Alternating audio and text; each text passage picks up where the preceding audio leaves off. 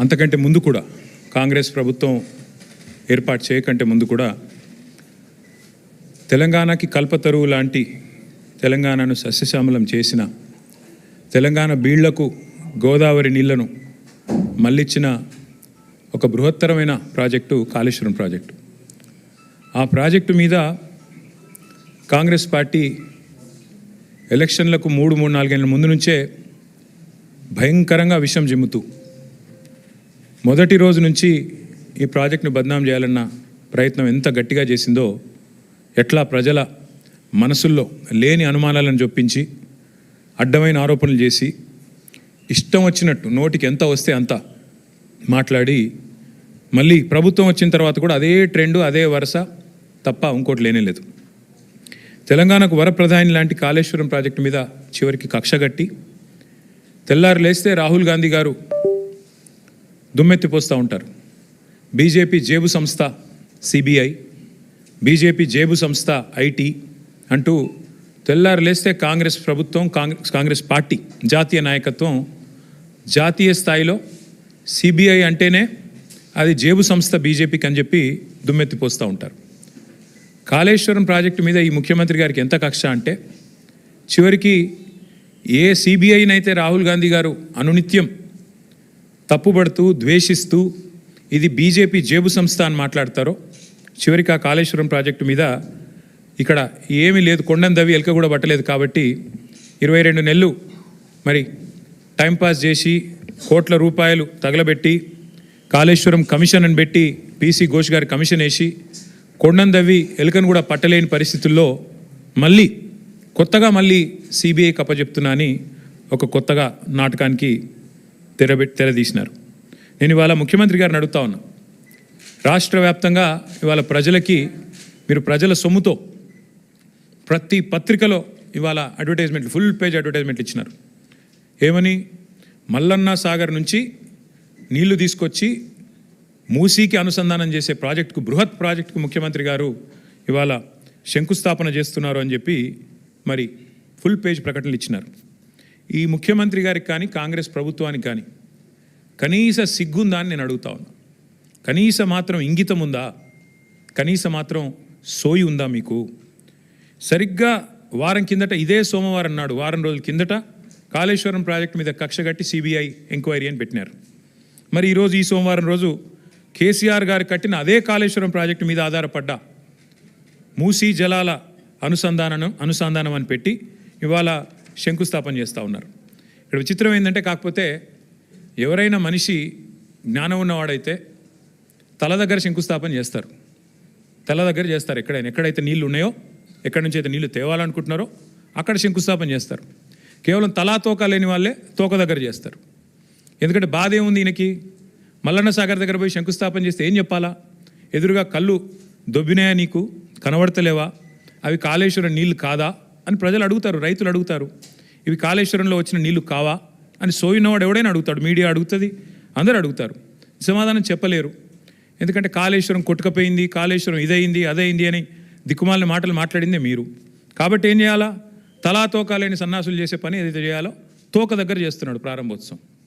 తల దగ్గర చేయకుండా, మల్లన్న సాగర్ దగ్గర కాకుండా తోక దగ్గర అంటే గండిపేట దగ్గర చేసే ప్రయత్నం చేస్తూ ఉన్నారు. ఎందుకు?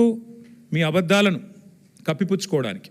మీరు ఇన్ని రోజులు వాగిన వాగుడంతా చెత్తవాగుడు అని ప్రజలకు తెలుస్తుంది. కాబట్టి ఇవాళ మీరు ఎన్ని దిక్కుమాలిన మాటలు మాట్లాడినా చివరికి మళ్ళీ కాళేశ్వరమే మీకు దిక్కయింది. కాబట్టి ఇవాళ మొహం చెల్లక, మల్లన్న సాగర్ దగ్గర శంకుస్థాపన చేయడానికి మొహం చెల్లక ఈ ముఖ్యమంత్రి గారు, ఈ ప్రభుత్వం 1,00,000 కోట్ల అవినీతి, కూలిపోయింది, కాళేశ్వరం కూలేశ్వరం అయిపోయింది అని మాట్లాడిన మాటలు ఏవైతున్నాయో వాటి నుంచి తప్పించుకోవడానికే ఈరోజు గండిపేట దగ్గర ఒక డ్రామా చేస్తూ ఉన్నారు. అంటే ఒకటి చెప్పకనే చెప్పినట్టు మాత్రం ఈ ప్రభుత్వం అయ్యింది. ఎన్ని రోజులు కాళేశ్వరం కూలేశ్వరం అయిపోయిందని వాగిన నోళ్ళే ఇవాళ అదే కాళేశ్వరం నీళ్లు తీసుకొచ్చి హైదరాబాద్ ప్రజలకు మేము గోదావరి నీళ్ళు అందిస్తామని చెప్తున్నారు. అంటే ముఖ్యమంత్రి కానీ ఈ ప్రభుత్వం కానీ చెప్పకనే చెప్పినట్టు అయ్యింది. కాళేశ్వరం మరి తెలంగాణకు కల్పతరువు, తెలంగాణకు కామధేనువు అని మొదటి నుంచి మేమేదైతే చెప్తున్నామో అది అక్షర సత్యం అని కాంగ్రెస్ ప్రభుత్వమే ఇలా ఒప్పుకున్నట్టు అయింది. అట్లాగే ఒక నెల రోజుల కింద అనుకుంటా మా భువనగిరి యాదాద్రి జిల్లా గంధమల్ల రిజర్వాయర్కి కూడా ముఖ్యమంత్రి గారు శంకుస్థాపన చేసి భారీ సినిమా డైలాగులు కొట్టినారు అక్కడ కూడా, నేను పూర్తి చేస్తాను అని. ఎక్కడికి వస్తున్నాయి, ఎక్కడి నుంచి వస్తున్నాయి గంధమల్లకు నీళ్లు? అదే కాళేశ్వరంలో అంతర్భాగమైన కొండపోచమ్మ సాగర్ నుంచే కదా దానికి కూడా నీళ్ళు వచ్చేది. ఇవాళ మల్లన్న సాగర్ నుంచి గండిపేటకు నీళ్లు తరలించి శంకుస్థాపనలు, ఆ రోజు కొండపోచమ్మ సాగర్ నుంచి గంధమల్లకు నీళ్లు తరలించడానికి శంకుస్థాపనలు, మరొక వైపు ఏమో కాళేశ్వరం మీద శాపనార్థాలు. ఇంతకంటే అరాచకమైన, ఇంతకంటే సిగ్గుమాలిన ప్రభుత్వం ఈ దేశంలో ఉన్నదా అని అనక తప్పడం లేదు. ముఖ్యమంత్రి గారి వైఖరి చూస్తూ ఉంటే కాళేశ్వరం నీళ్లు వాడుకుంటూ, కాళేశ్వరం ప్రాజెక్టును పూర్తి స్థాయిలో వినియోగించుకుంటూ, దానివల్ల కీర్తి కోసం ప్రయత్నం చేస్తూనే మరొక వైపు కాళేశ్వరాన్ని బద్నాం చేసే ప్రయత్నం చూస్తుంటే తల్లిపాలు దాగి రొమ్ము గుద్దడం అనే సామెత కూడా గుర్తొస్తూ ఉన్నది. నిజంగా చెప్పాలి అంటే ఇవాళ మీరు శంకుస్థాపన చేయాల్సి వస్తే మల్లన్న సాగర్ దగ్గర చేయాలి, లేదా కొండపోచమ్మ సాగర్ దగ్గర చేయాలి. కానీ గండిపేట దగ్గర చేస్తూ ఉన్నారు. గుండెకాయను వదిలిపెట్టి గండిపేట దగ్గర మీరు చేస్తున్నారంటేనే మీరు ఎంత ఇబ్బంది పడుతున్నారో ఈ విషయంలో ప్రజలకు కూడా అర్థమవుతుందని చెప్పి నేను అనుకుంటా ఉన్నా. కొందరిని కొంతకాలం మోసం చేయొచ్చు, కానీ అందరినీ ఎల్లకాలం మోసం చేయలేం. ఇప్పటికైనా రేవంత్ రెడ్డి గారు, కాంగ్రెస్ పార్టీ ఈ విషయం గమనిస్తే మంచిది. అట్లాగే ఇంకొక మాట కూడా నేను చెప్తా ఉన్నా, ఇవాళ ముఖ్యమంత్రి గారు సమాధానం చెప్పాలి కొన్ని విషయాలు. ఇవాళ మీరు తెస్తున్నది కాళేశ్వరం నీళ్ళ కాదా? ఇవాళ మీరు తీసుకొస్తున్నది ఇక్కడ గండిపేటకి కాళేశ్వరం జలాలా కాదా? స్పష్టంగా చెప్పాలి.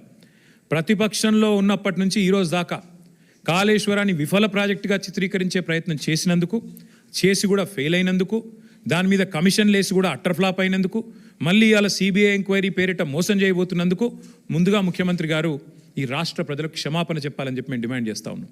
ఎందుకంటే ఎంత అరాచకమైన, ఎంత నికృష్టమైన బుద్ధి ఉన్నవాడైనా సరే ఇంత దిగజారుడు పని చేయరు. సొంత రాష్ట్రాన్ని తులనాడే పని, ప్రజల సొమ్ముతో కట్టిన ప్రాజెక్టును విఫల ప్రాజెక్టుగా చిత్రీకరించే పని చేయరు. కానీ ముఖ్యమంత్రి గారు ఆ ప్రయత్నం చేస్తూ ఉన్నారు. అట్లాగే నేను గుర్తు చేస్తూ ఉన్నా ముఖ్యమంత్రి గారికి, మొదటి నుండి మేము చెప్తున్న మాట, కాళేశ్వరం అంటే ఒక బ్యారేజ్ కాదు, కాళేశ్వరం అంటే ఒక రిజర్వాయర్ కాదు, కాళేశ్వరం అంటే ఒక కాలువ కాదు, కాళేశ్వరం అంటే ఒక మల్లన్న సాగర్, కాళేశ్వరం అంటే ఒక కొండ పోచమ్మ సాగర్, కాళేశ్వరం అంటే ఒక రంగనాయక సాగర్, కాళేశ్వరం అంటే ఒక అనంతగిరి రిజర్వాయర్, కాళేశ్వరం అంటే ఒక గంధమల్ల, కాళేశ్వరం అంటే ఒక బస్వాపూర్ రిజర్వాయర్, కాళేశ్వరం అంటే ఒక రాజరాజేశ్వర సాగర్ మిడ్మానేర్, కాళేశ్వరం అంటే ఎస్ఆర్ఎస్పి పునరుజ్జీవ పథకం.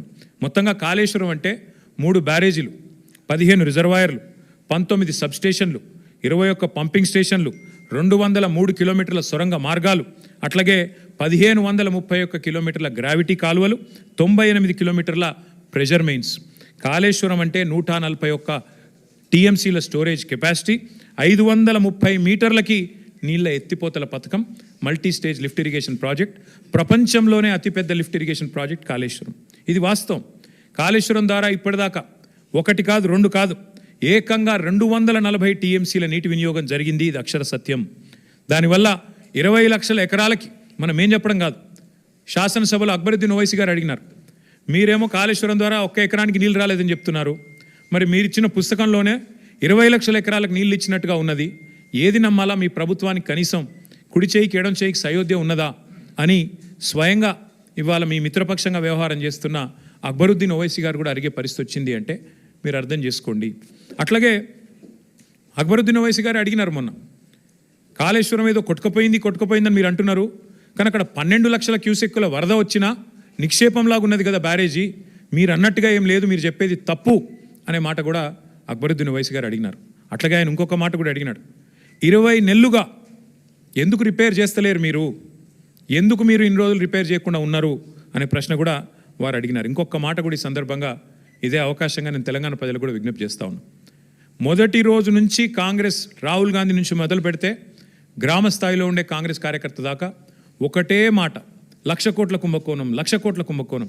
చివరికి వాళ్ళ పిల్లనిచ్చిన మామ రేవంత్ రెడ్డి గారికి, పద్మారెడ్డి గారు, ఆయన చెప్పారు 94,000 కోట్లు ఖర్చు అయిన ప్రాజెక్టులో ఒకవైపు నీళ్లు కనబడుతుంటే 94,000 కోట్ల ఖర్చైన ప్రాజెక్టులో 1,00,000 కోట్ల కుంభకోణం ఎట్లా జరుగుతుందండి, ఇది రాజకీయ ఆరోపణ తప్ప ఇంకోటి కాదు అని పిల్లనిచ్చిన మామ కూడా నవ్వుతూ కొట్టిపాడేసినా కూడా ఇంకా ముఖ్యమంత్రి గారి బుద్ధి మాత్రం మారడం లేదు. వాస్తవం ఏంది, 94,000 కోట్లు ఖర్చు అయినాయని మీ ప్రభుత్వం కూడా చెప్తా ఉంది. బీఆర్ఎస్ ప్రభుత్వం ఉన్నప్పుడు కాళేశ్వరం ప్రాజెక్టు కోసం 93,769 కోట్లు, దాదాపుగా రౌండ్ ఆఫ్ చేస్తే 94,000 కోట్లు ఖర్చు అయినాయని మీ ప్రభుత్వం చెప్పింది. అందులో మేడిగడ్డ బ్యారేజ్ ఖర్చు ఎంత? 4,000 కోట్లు.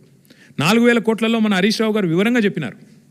ఏది శాసనసభలో 4,000 కోట్లలో భూసేకరణకి ఎంత అయింది, రిటైనింగ్ వాల్స్ కన్స్ట్రక్షన్కి ఎంత అయింది, ఓన్లీ ఆ బ్యారేజ్ ఏదైతే సిమెంట్ స్ట్రక్చర్ ఉందో దానికి ఎంత అయింది లెక్క తీస్తే మరి 85 పిల్లర్లు ఉండే ఆ బ్యారేజ్ ఖర్చు అయింది 1,500 2,000 కోట్లు. అందులో ఎన్డీఎస్ఏ రిపోర్ట్లు కూడా ఏం చెప్పినారు, కేవలం 7th బ్లాక్ ఒక్కటి పునర్నిర్మాణం చేస్తే చాలు అని చెప్పారు. మరి 7 బ్లాకుల్లో ఒక్క బ్లాక్ దెబ్బతింటే ఆ మొత్తం 7 బ్లాక్లకు 1,500 2,000 కోట్లు ఖర్చు అయింది అనుకుంటే ఒక బ్లాక్ కోసం ఎంత అవుతుంది, 250 300 కోట్లు ఖర్చు అవుతుంది. ఆ 250 300 కోట్లు కూడా ₹1 కూడా ప్రభుత్వం పెట్టే అవసరం లేదు, ₹1 కూడా ప్రజల సొమ్ము వృధా చేసే అవసరం లేదు. ఆ ఏజెన్సీయే నేను కడతానంటూ ముందుకు వచ్చింది.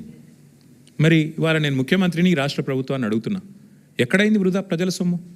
ఆ ఏజెన్సీ మళ్ళీ తిరిగి పునర్నిర్మాణం చేస్తానంటుంటే 2 ఏళ్లుగా దాన్ని పండబెట్టింది మీరు, పడావ పెట్టింది మీరు, కిందికి నీళ్ళని తీసుకుపోయి బనకచర్ల కట్టుకోవడానికి ఫెసిలిటేట్ చేస్తున్నది మీరు. ₹1 ప్రజా సొమ్ము కూడా దుర్వినియోగం కాలేదు అని మొదటి నుంచి మేము చెప్తున్న మాట ఇవాళ మళ్ళొక్కసారి రుజువు అవుతా ఉంది. 94,000 కోట్లలో మిగతా అంతా బాగానే ఉంది. అన్ని రిజర్వాయర్లు బాగున్నాయి, పంప్ హౌజులు బాగున్నాయి, సబ్స్టేషన్లు బాగున్నాయి, కాలువలు బాగున్నాయి, సొరంగాలు బాగున్నాయి, అన్నీ బాగానే ఉన్నాయి, అన్నీ నడుస్తున్నాయి. వాళ్ళ నీళ్లు పరవలు దుంకుతున్నాయి. మా వాళ్ళు నిన్నగాక మొన్న అక్కడ పోయి జలాభిషేకాలు కూడా చేసినారు. ఇవన్నీ ఇట్లా ఉంటే 94,000 కోట్లలో 250 కోట్లు మళ్ళీ నష్టం జరిగితే దాన్ని ఆ ఏజెన్సీయే పెట్టుకుంటానని ముందుకొస్తే ఇవాళ 1,00,000 కోట్ల కుంభకోణం అని అబద్ధాలు ప్రచారం చేసినందుకు ముఖ్యమంత్రి రేవంత్ రెడ్డి గారు కాంగ్రెస్ పార్టీ ముక్కు నేలకు రాసి ఈ రాష్ట్ర ప్రజలకు క్షమాపణ చెప్పాలి. ఒకవైపు గోదావరి నీళ్లను వాడుకుంటూ, ఒకవైపు గోదావరి నీళ్లను కాళేశ్వరం ద్వారా వచ్చిన నీళ్లను ఇవాళ హైదరాబాద్లో మూసీకి అనుసంధానం చేస్తున్నామని చెబుతూ మరొక వైపు ఈ రకంగా చిల్లర ప్రచారం చేస్తున్నందుకు, ఆ కాళేశ్వరాన్ని కేసీఆర్ గారిని బదనాం చేస్తున్నందుకు ముక్కు నేలకు రాసి క్షమాపణ చెప్పాలి అని మేము డిమాండ్ చేస్తూ ఉన్నాం. దీని